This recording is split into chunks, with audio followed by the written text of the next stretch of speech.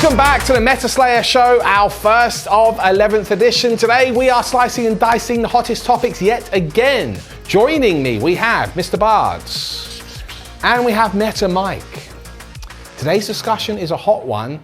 Is 40k now the age of actions, and how is it going to change the way that you're going to play your army, if at all? Now, this was inspired by an email from Tobias Hastings. Thank you very much for the email. I won't read the whole email now, but basically what he did is he laid out 3 statements. 3 powerful statements. He put 3 statements on the table. The first statement was that the primary way that players interact on the tabletop is by using their models, right? Using their models and trying to kill the enemy models. You're painting them up, you've got cool models, you want to use them. Statement 2, actions require you to not use your models. They require you to do something in exchange for points, okay? But to not interact with your opponent, but to interact with an ephemeral thing on the table. Yes. Okay? Yeah. And then you're going to get some points, which might mean that you win the game. Oh, prizes. All right? The third statement is that actions are currently the only way, or the only thing to distract players from trying to table each other. From trying to kill each other in a game where, you know, a game which over the many editions, you know, alpha strikes have been a thing, and, you know, it used to be, oh, turn 2 whitewash, mate, it's all over. So, you know, actions are something which has developed over, well, in fact, I think the ITC mission format first introduced something like this, if I remember correctly, and then obviously 40k became indoctrinated within it. Now, what I would like to discuss, and what I'm going to take you guys through at home now, is we're going to go over what the dispositions are, because there are 5 disposition types in a chapter approved deck, and 3 of those types are heavily action focused. Yes. Okay, we're not going to go over each action that you need to do, but we're just going to highlight a couple of the matchups that are actually there, and then we're going to discuss how that might change what you're going to need to do with your army, if you decide to at all, because that's the other interesting thing. 2 of the dispositions don't have any actions, which is take and hold and purge the foe. Yes. My God. Which is killing and holding objectives, basically. Yes, I think the statement's really interesting, because I think, obviously we've gone from 10th to 11th now, and I think 10th was very much you hold, and same in 9th to an extent, and sort of off the back of the ITC kind of vibe when it was like hold more or kill more. It is effectively try and hold the board, and there was only 5 missions effectively available, and a way to stop your opponent from holding the board is to kill them. So they can't then hold the board. Now, what I really enjoy about this, and we'll go full circle on some weaknesses it has, there's very much different ways of interacting with your opponent or not interacting with your opponent. That means you can both score equal numbers of points for doing very different things.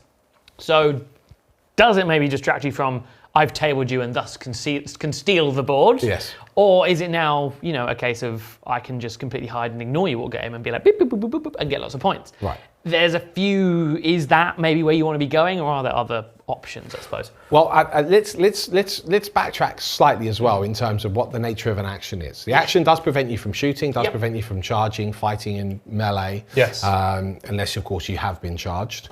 But there are certain things which get around it. There are certain things which do allow you to do an action and shoot, maybe a stratagem, maybe a unit special rule. Knights, Titanic Knights have it inbuilt, which makes them very, very powerful. Okay. So with that in mind, let's go over the 3 dispositions which do have actions, okay? We have priority assets. Every single one of those missions. Every single one is an action. Every single one is an action. Okay. So that's the big action kahuna. That is indeed. It's very problematic. And actually, we're going to see some of these interactions are against those 2 dispositions which do not have an action. Yes. And therein lies a bit of a disparity, because you not only have to expend your units to do an action, but you also, of course, have to survive the game and play the old classic of destroying units and, of course, holding and taking objective markers. Yes. Right. So, for example, priority assets vital link, okay? Action done in your shooting phase. On a friendly central objective, now on the advised GW layout, there are 2 central objectives. They are both very central though. You know, they're just sort of off center. So if you're in range of one, you're probably in range of the other in terms of like attacking and killing things. You will complete it at the end of your turn. Okay, and then you place down an operation marker, but it's got to be on those central objectives, all right? And you can get cumulative points throughout the game for doing so. But Destroyer's Wrath, on the other hand, you get 3 victory points for destroying a unit, okay? You also get 4 victory points straight up if you control 1 or more objectives. And then you get 6 victory points if you control more objectives than your opponent. I see. So as long as I can just keep killing the units which are forced to be on that central objective doing their action and take it over, it's much easier for me to score. Now, you could build an army for priority assets, and you just pointed out the really interesting thing, which is when you're forced to build an army for actions, you're therefore, unless you're outside of knights, you're therefore forced to take a bunch of units and spend points on a resource which you can't actively use against your opponent. Yes. But you can actively use on the table. Just score points, yeah. Okay, but the problem is it's a diminishing resource because you are not going to be able to kill as much of your opponent, in theory, as your opponent can kill of you. Yes. Your opponent, in this instance, is rewarded for killing you, and you are only going to be rewarded if you survive. Yes. So simple maths. You've got 2,000 points on the table. Yes. You have to put at least 300 of it, potentially, into doing the action. At least. Yeah. Thus, it's a game of 1,700 versus 2,000 points. Right. Because they can put all 2,000 into holding and killing you. Yes. Right. So it's an interesting dynamic. It is. Yeah. Now, you could argue, you could do like the Kroot Horde list, a Green Tide list. You could play an army which deliberately doesn't interact with your opponent. You could, that is a play. Yeah. That is a play where you just run this huge horde. Yeah. You know, I'm going to run 120 guardsmen. I don't care. I don't care if I kill you. Yeah. I'm running onto those central objectives. I've got so many bodies. You might not be able to deal with me. I'm going to do the actions. What's up? Well, I think there's something that will be pertinent to the conversation around priority assets, but is worth probably discussing after we go through recon and some of the disruption things. Because I agree, you could take a Kroot Yes, I Horde. could. However, that Kroot Horde might not give you that disposition. Right. And there currently lies, because I love this. I love how this works. I think some of them don't seem particularly equal, but I think that really depends on then what is allowed to have those things. And I think that is maybe something to circle back to after we've just gone through disruption and reconnaissance of how those actions work, because also therein lies potentially a bit of a problem as the game stands right now of you can be lumped with a disposition that might mean you need to change your army, and some other armies are like we were discussing them recently, your Free Blade Company of Knights. And if you want to, we've gone a big deep dive on every single faction on demand and how the dispositions are dispersed for your army. But for example, Free Blade Companies Purge the Foe for big knights. Right. That's great for them. Yeah. But if you're, say, Cao Yon Tao, it's not necessarily a great situation for you, maybe. I think one of the primary issues as well is if you are collecting an army that is a specific chapter, let's say you're collecting Imperial Fists, all right, and you've gone all in on, let's say, Emperor's Shield, which I believe is priority assets. It is indeed. Then you now have to play priority assets. Yes, indeed. Because you might not have the collection to play a different type of army. And, you know, Space Marines is probably the main culprit for this because there are so many well-known chapters with specific colour schemes. If you're Tyranids, you can get away with whatever. You can play any detachment you like. If you're Tau, you could probably get away with whatever detachment you like. But if you're one of those armies, let's say you're Raven Guard, you are kind of stuck into having that collection of Phobos Marines and playing one of those types of ways of playing. And if that doesn't suit you, then you'll probably end up having to go through a bunch of different games, losing them in order to be able to really understand how to actually play. Right. And hopefully through this discussion you can lose less games before you get to that point. Yes, yeah, because we will go over, we will go over what sort of units that you might be looking at requiring if you do want to lean into some of these things. Or perhaps you don't even have a choice, like maybe you don't have a disposition available to you to play the actual army that you were playing before in the same way. But look, let's go over the disruption and the recon aspect. Do you have an example of a matchup? Yes, so I've got a recon. So we've got triangulation versus consecrate. So this is recon versus purge. And we're talking a lot about the purge situations here because obviously the purge player just has to kill you. Yes. Whereas in this case, the recon player has to do actions. Yeah. So in this one, to short form it, you will do actions on objectives once per turn, and you will get points based on how many have been done over the course of the game. Yeah. So you'll get 3 points if you've done that action in turn 2. You're going to get 6 points if you've done the action twice, essentially, in turn 3, and then 10 points if you've done it 3 times by the end of turn 4, and you'll just get 10 points at the end of turn 5, just for having done it. Yeah, now, what's interesting here is that actually once you've done the action, it will continue to generate you points even if you've been destroyed since. Yeah.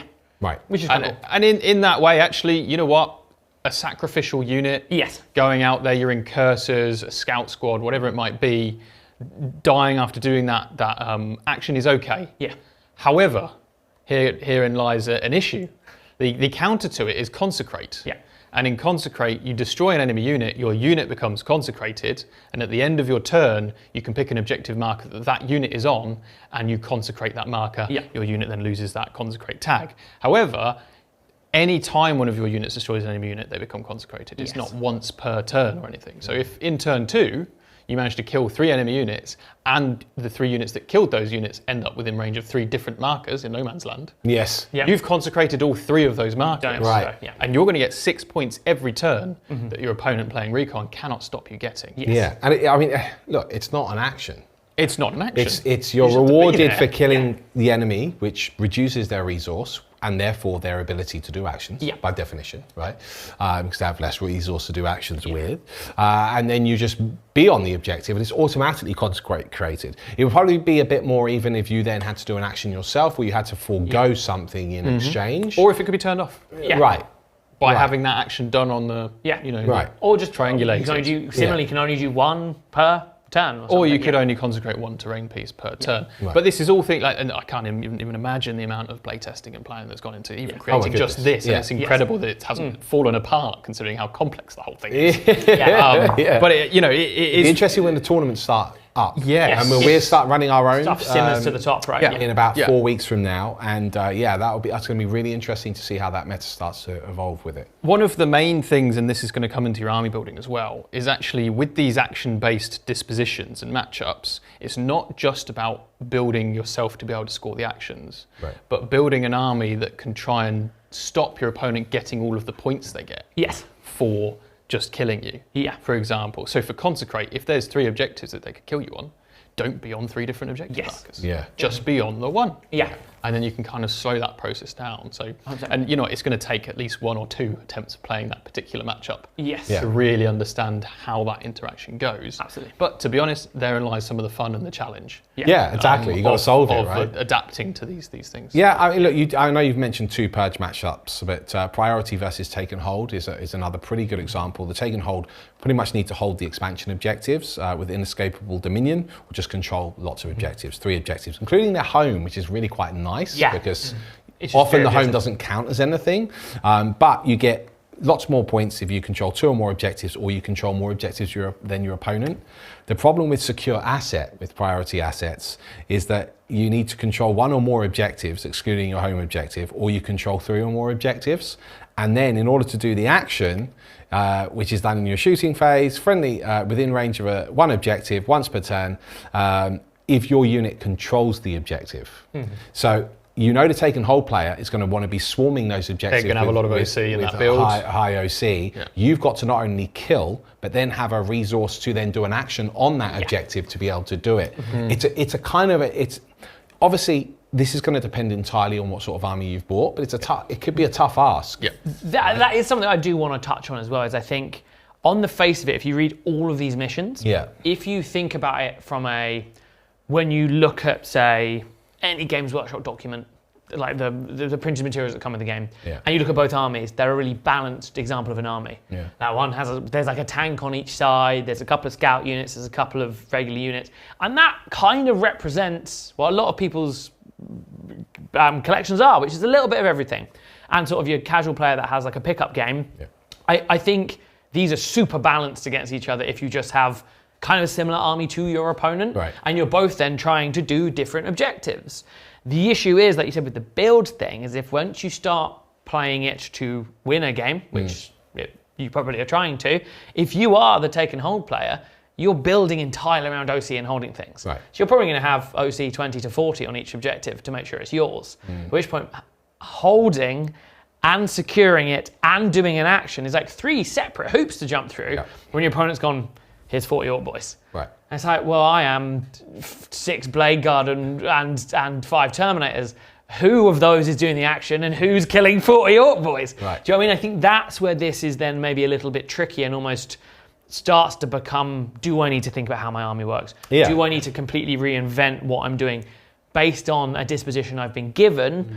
Or have you got some other options in your codex that might sort of change the way you look at the faction in its entirety, effectively? Yeah. Okay, well, look, let's go over a couple of examples of, I played a game really recently with the Orthway Eldari, and I took a very different list to what your standard, our Eldari army would normally look like. I wasn't running Aspect Warhost. In fact, I was running the Guardian Battle Host, and I did have the Armored Warhost, which unlocked Reconnaissance. Now, Guardian Battle Host is a take and hold disposition. Now, if you're running lots of Guardians, which do have better OC, there is an argument that works, but they are fairly flimsy. They're not your ones that can actually really take and hold because those missions are scored at the end of your command phase. So you need to usually go take them, and then you need to then hold them, in your subsequent turn. Yeah. But Recon had that element in this particular matchup I had against Chris, had the element of going out and taking the expansion objectives, destroying an enemy unit on an objective. So that actually kind of worked. But likewise, if I'd done a matchup where I needed to do one of those 3 actions, the list that I had wouldn't have worked at all because I didn't really have the resource. You can't really afford to be doing an action with my Guardians. Yes. I had War Walkers, which were made my primary anti-tank. I had a couple of Wave Serpents with the Bright Lances. I had 40 Guardians, very thematic. Yep. But again, you don't really have, I didn't have the resource to be able to go and sit on an objective and go, well, you know what, I'm not going to fire my 40 Shuriken I need that shots now, or whatever. One of the flip sides, to interrupt, of these action secondaries is the dispositions where you're playing against when also doing actions. Yes. And this actually starts to look a lot more interesting. Yeah. Because you could action with the Guardians. I could. Because you know that Chris then has the action with the Rubric squad. Yes. But he didn't have to do any But he didn't have to do any of that. No, he just killed me, didn't he? He just killed you. He was playing priority assets, I think. So there was maybe 1 action. Yeah. He was, But he also had like a bunch of Zangors to do that stuff. That's right. And that's where like the army build comes in. You want to play the Orthway. Right. So if I wanted to make it work, what I might actually need to do is maybe switch from Armored Warhost and then maybe go into Path of the Outcast or something and actually take the Ranger units and have my tech units, which is a key thing. So if you're going to start building 2 priority assets or 2 recon, or this is the thing, depending on what disposition you have available, you might be sort of forced. Like in this circumstance, if I was going to an event or I was playing a variety of buddies, I now feel I would have to include some Rangers or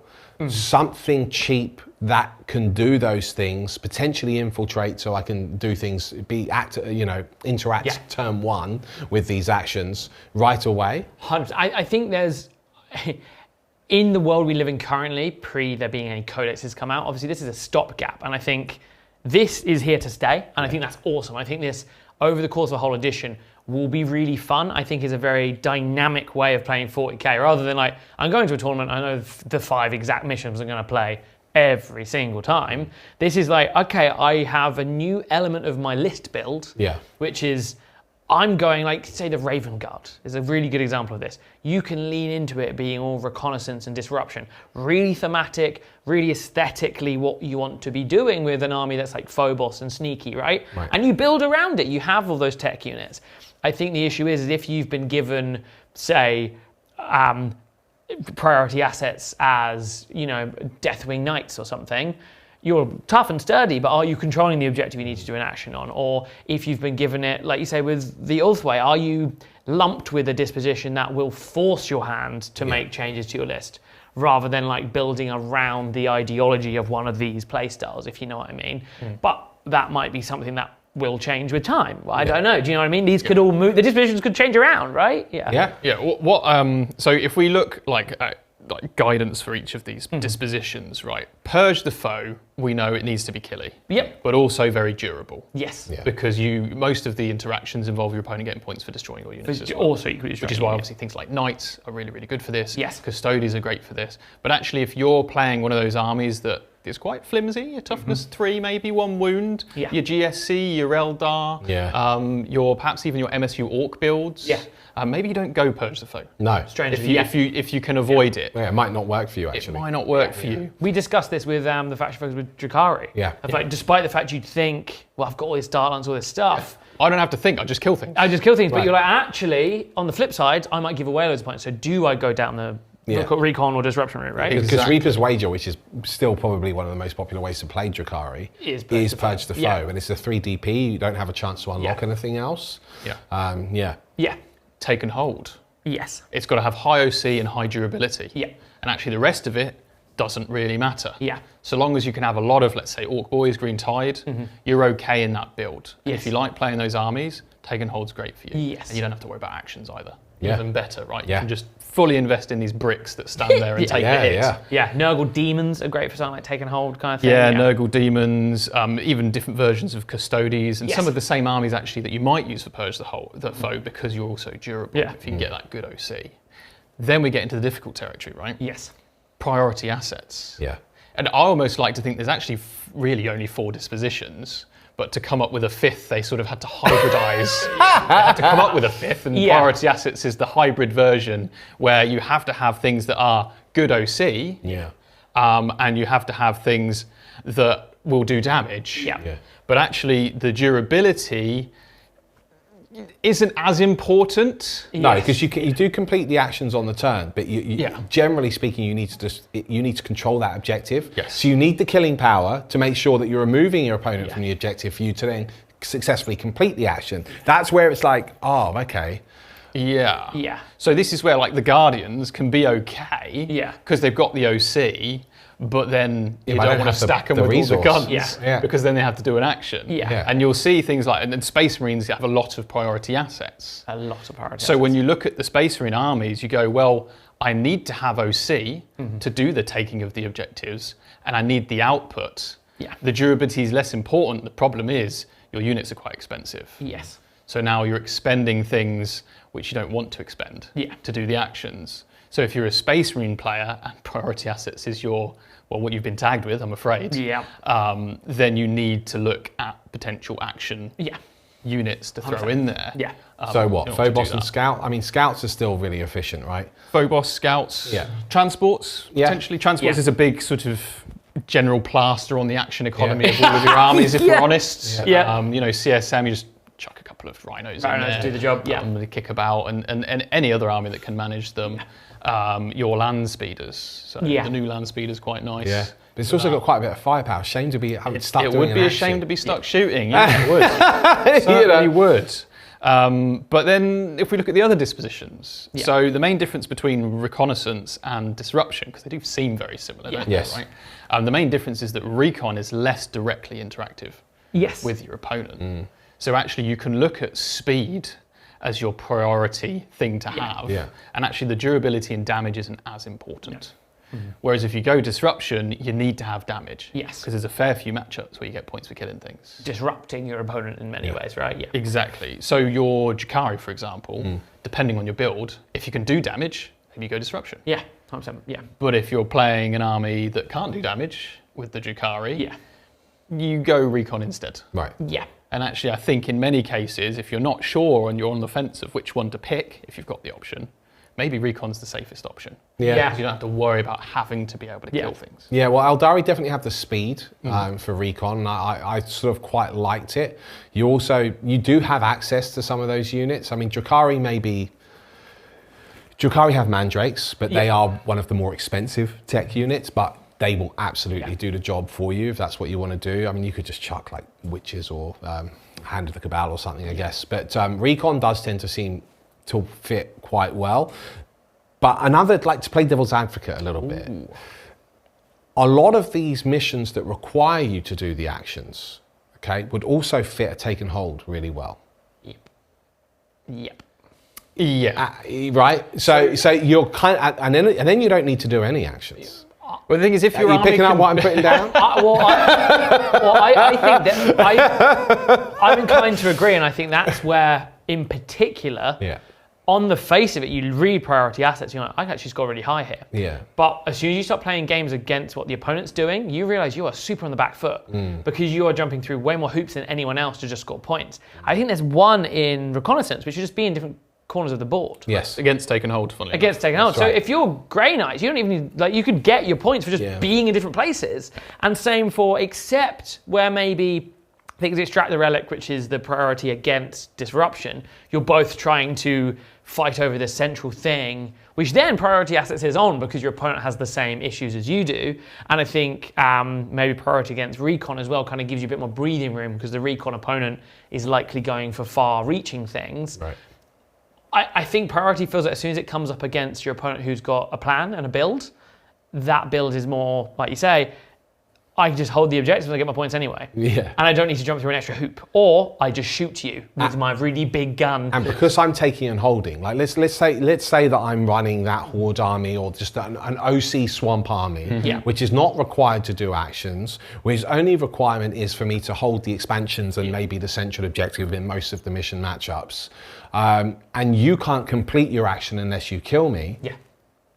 Right? Yeah. It's tough. It's real tough. It's why I do like Recon, because we did a game recently which was Custodians doing Purge against Demons doing Recon. Yeah. And at first we were like, oh, this is really tough. But over the course of the whole game, because you can zoom around and do your clandestine demon stuff, it closed the gap really quickly. And potentially we sort of did a learn of that. If actually you almost forego the sort of habit forming of 10th and be like, I'm actually going to hold no objectives. You can be like, well, you can come towards me, Purge player, and I will continue to do my little tricks and not allow you to kill me where you want me to. Do you know what I mean? I think that is quite interesting. I think Recon's got quite a lot of play there. And this is going to come with experience and playing these different matchups, is learning how you can stop your opponent scoring points. Yes, exactly. How to deny that. And over the course of the game, just about edge the score in your favour. Yeah.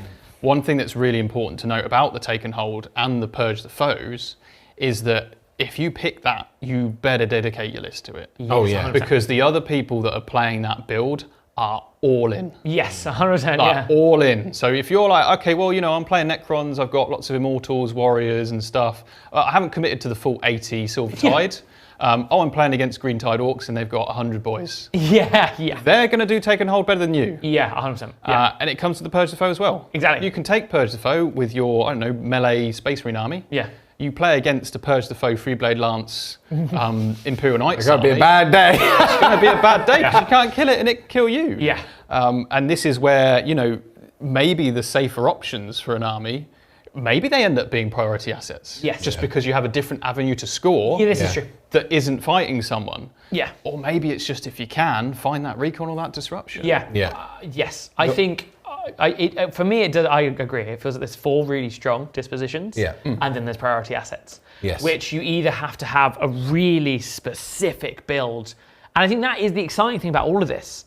And where when we think about, do we need to change our armies, is that there's a really interesting building dynamic here. If everyone was playing the same thing through the last couple of editions, now you might come against the list and you're like, why aren't you on any objectives? And your opponent goes, well, you can find out, I suppose. Like, they've got like a cheeky little plan up their sleeve. And I think that is quite exciting because you might be like sending your, like, you know, Templars in to consecrate the objectives. And you're like, where is everyone? Yeah. And that is super. They're in the wall. Yeah, it's really exciting. Of like, where are all the Von Ryan's Leafers? Why are they all in the corners? What are they doing? And that is when I think this really comes to life and sort of it does immediately grab you and pull you in.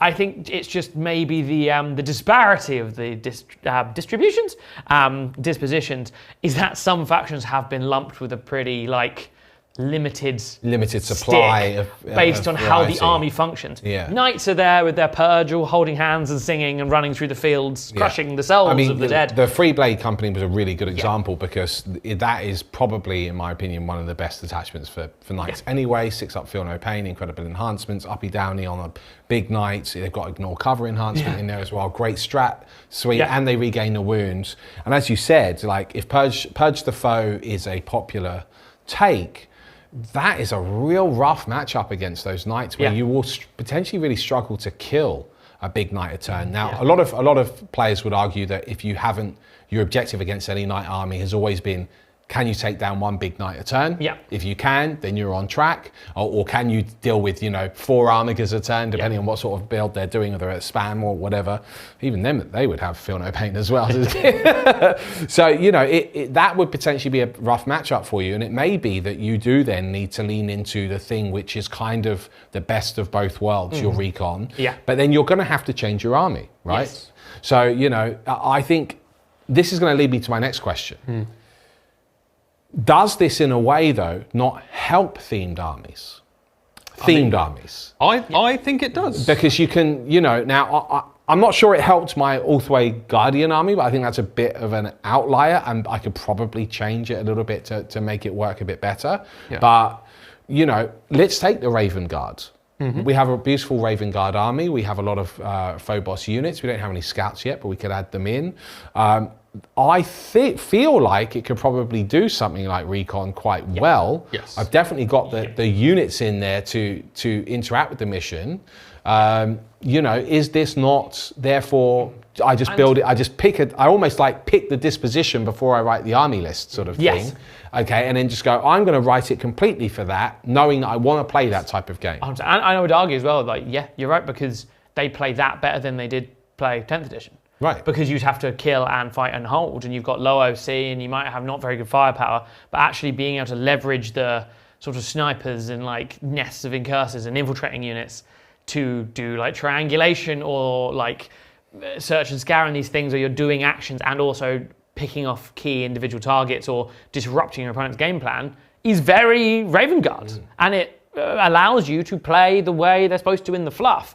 I just think it really comes down to what your theme wants to be. Yes. And that's the tricky bit. Yeah, some detachments are obviously stuck with certain dispositions. So if you wanted to play the Kroot theme, you'd be stuck with whatever the Kroot hunting cadre is, right? Yeah. But if you played... Which I think is Recon. I think it is Recon. Yeah. But if you played, the Imperial Fist example earlier, then yes, your army has to change. Yeah. Because unfortunately, you do need someone to do the actions. Yes. But in many cases, a themed army, provided, and this is something that GW can change during their quarterly changes, they might change the particular disposition of a particular detachment. Yeah. Maybe they'll change Emperor's Shield to take and hold. Yeah.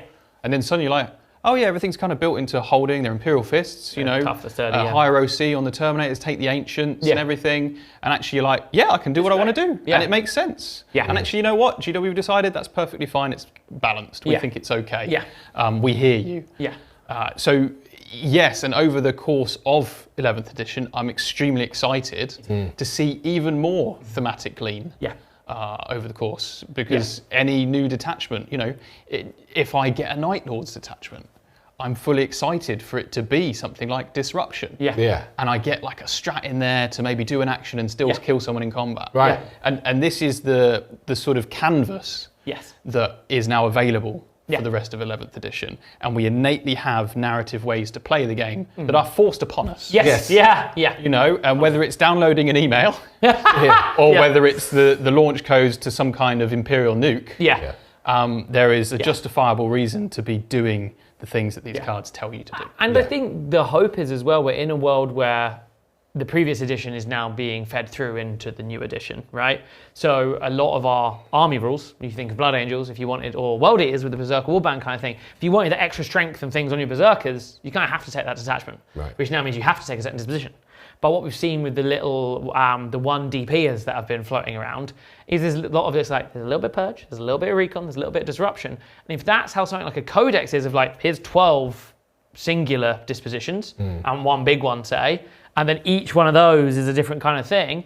Oh, now I've got loads of room for theming. Like I am going to do a whole scout company. I'm taking 3 recons or 2 recons and 1 disruption. And depending on the day, I'll pick a different one.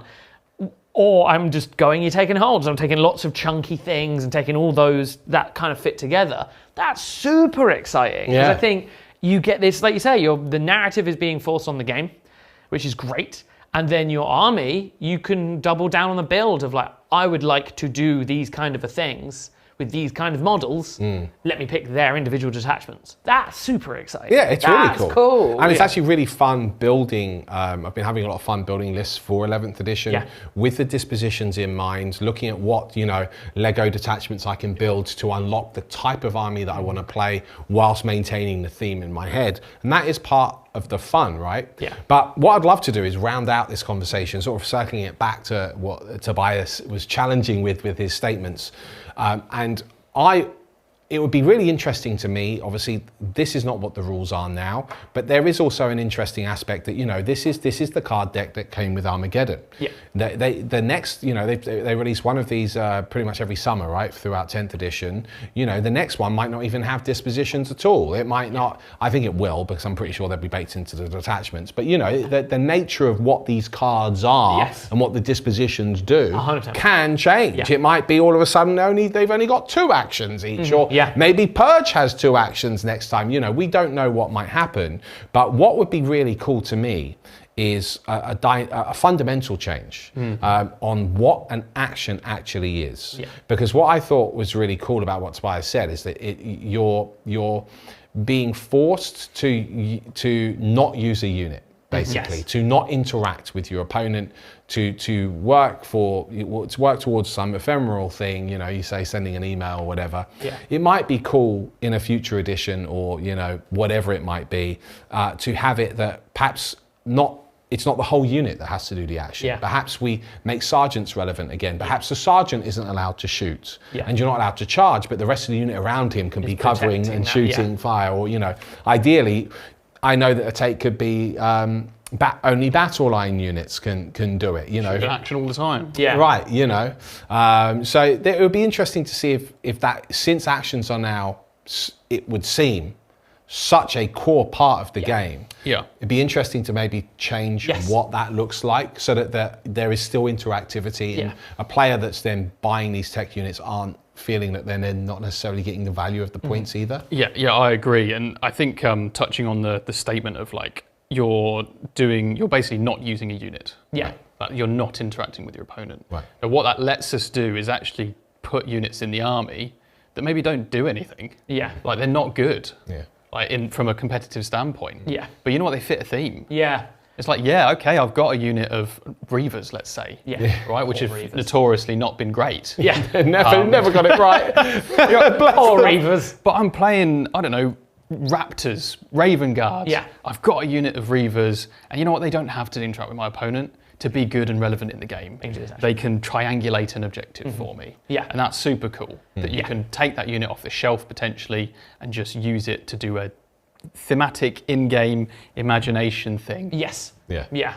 I think as well, like you said, with these evolving, I think it feels at the moment they're very split into those that have the actions and those that don't have to do any actions. But I think I'd like some more direction on some of these to sort of blend them a bit more. Like, say, the priority assets. Slay the Warlord is a thing. Like, you don't have to do an action. The asset is the Space Marines have deployed to deal with Abaddon. Yeah. So if you kill Abaddon or the Warlord against your opponent, you get 15 victory points. Done. There you go. Cool. And that is your whole mission plan then. Because your opponent has to be, I just came here to purge, but now I can't have my 10 Terminators and Abaddon just going where they want. I have to protect them. Yeah. And you have this back and forth. Even if Purge is more specific, take one of them could be, I know it's a secondary, like the Grievous Blow, stuff that's above a certain strength. If it was like punishment was more, pick the 3 highest value targets, you get points just for those. So you can kill the other stuff, but you have more of a directive to mold the mission around a bit more of a sense of not just like, I'm killing you for interacting with me. You could have a lot of entertainment in focusing where the action is, or take your home objective or something like that. Like, I think that would give priority assets especially a new lease of life of their priority assets that are your opponent, not just this objective marker. Right. And then there can be objective ones too, but I think or action ones as well. I think that would really help it. Yeah. Would suddenly go from being like, one to people like, this is like a box of chocolates. It's a variety game mode, you know what I mean? Yeah. Well, I've always liked the idea of, putting some value back onto, what the Warlord keyword actually does. Yeah. But also, like, if they used to have like different unit types, right? You'd have your elites, you'd have your heavy support, you'd have your troops, now known as battle line. Yeah. It would be cool if different units did have different keyword types and, priority assets then interacted against those keyword types. Exactly. That would be really, really cool, Think of, right? like, the Space Marine 2 operations, you've got to like take out the like hive tyrant and Yeah. stuff. Those kind of things would be really cool. And feel quite cinematic. Yeah. The only issue is, of course, you can never guarantee exactly what sort of army your opponent's going to bring. 100%, In a world without force organization charts where you're forced to take a certain amount of battle line or a certain amount of, X units. If your priority asset is dealing with their elites units and you're playing a 120-man guard army who didn't bring any. It all goes wrong. Yeah, exactly. But it's an interesting new world, an interesting new addition,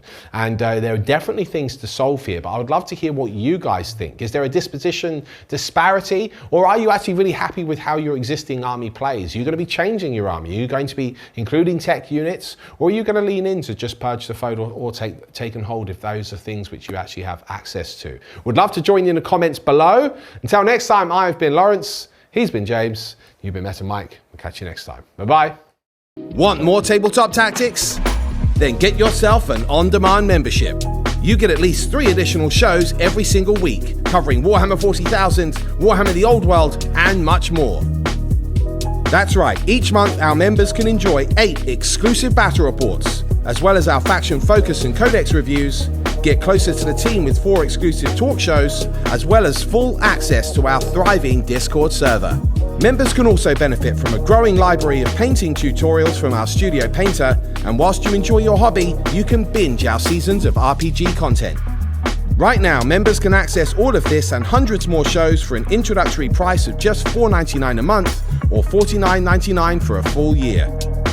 Download our app or sign up on our website today and join our on-demand community.